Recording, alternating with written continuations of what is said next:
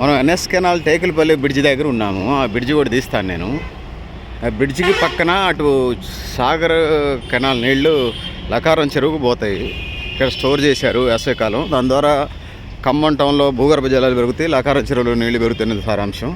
మీకు ఈ పాయింట్ మీకు ఈజీగా అర్థం కావడం కోసం నేను ఏం చేస్తున్నానంటే టేకులపల్లి బ్రిడ్జ్ ఇది కనిపించేది. టేకులపల్లి బ్రిడ్జికి సంబంధించింది ఇది.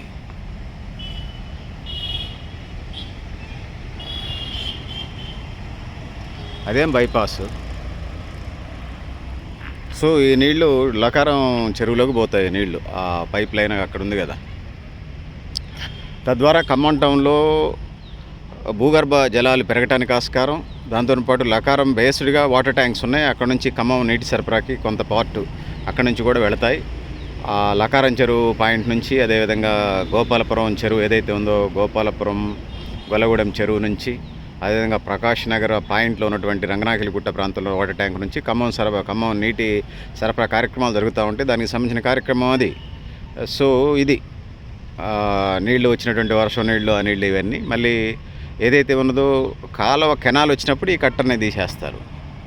ఎందుకంటే కాలువ ఫుల్ ఫ్లెడ్జెడ్గా వచ్చినప్పుడు తీయకుండానే అడ్డ కట్ట లేకుండానే నీళ్లు పర్ఫెక్ట్గా అటు వెళ్ళిపోయే కార్యక్రమం ఒకటి ఉంటుంది కాబట్టి. సో ఇది పరిస్థితి. సో పెద్దలారా మిత్రులారా, మీరు కూడా మీ అభిప్రాయాలు కామెంట్ బాక్స్లో రాయండి.